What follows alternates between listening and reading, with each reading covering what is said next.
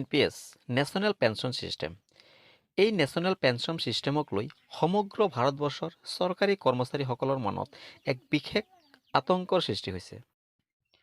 তো ছাৰ বাইদেউসকল, ইতিমধ্যে আমাৰ ভাৰতবৰ্ষৰে হিমাচল প্ৰদেশত এই পুৰণি পেনশ্যন সিস্টেম অৰ্থাৎ অল্ড পেনশ্যন সিস্টেম পুনৰ প্ৰৱৰ্তন হ'বলৈ গৈ আছে। তো ছাৰ বাইদেউসকল, ব'লকচোন আমি চাই লওঁ।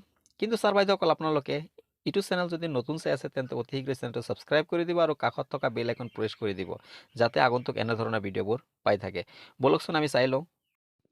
ছাৰ বাইদেউসকল, আপোনালোকে নিশ্চয় গম পাইছে যে হিমাচল প্ৰদেশত নতুনকৈ কংগ্ৰেছে চৰকাৰ গঠন কৰিছে আৰু এই কংগ্ৰেছ চৰকাৰে চৰকাৰী কৰ্মচাৰীসকলক ভাল খবৰ দিবলৈ ওলাইছে।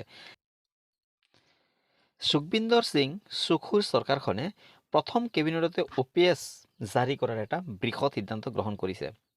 চাওঁচোন আমি সুখবিন্দৰ সিং সুখুৰ ছাৰে কি ক'লে আমি সকলোৱে শুনি লওঁ। OPS हमने कहा कि पहली कैबिनेट में देंगे। अब क्या मोडस ऑपरेंडी उसकी होगी, सरकारी कर्मचारी अधिकारियों को बैठाएंगे, फिर एक देखिए कोई चीज ढंग से लागू होनी चाहिए। तो उस दृष्टिकोण से भी हम इस पर विचार करके अभी हम OPS के लीडर हमारे को मिले हैं, तो एम्प्लॉयज के लीडर मिले, सबसे मैं मुलाकात करूंगा और पहली कैबिनेट में हम OPS को लागू करेंगे। তো ছাৰ বাইদেউসকল, আপোনালোকে নিশ্চয় বুজি পাইছে যে সুখবিন্দৰ সিং সুখুৰ চৰকাৰে হিমাচলত অতি শীঘ্ৰেই OPS চিষ্টেম প্ৰৱৰ্তন কৰিবলৈ গৈ আছে।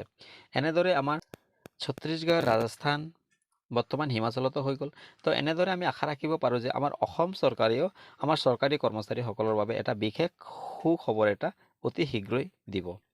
তো আজিৰ ভিডিঅ'টো ইমানতে সামৰিছোঁ। ভিডিঅ'টো যদি ভাল লাগে নিশ্চয় আপোনালোকে লাইক, কমেণ্ট আৰু শ্বেয়াৰ কৰিব। আৰু চেনেলটো যদি এতিয়ালৈকে ছাবস্ক্ৰাইব কৰা নাই তেন্তে অতি শীঘ্ৰে চেনেলটো ছাবস্ক্ৰাইব কৰি দিব আৰু কাষত থকা বেল আইকন প্ৰেছ কৰি দিব। ধন্যবাদ সকলোকে।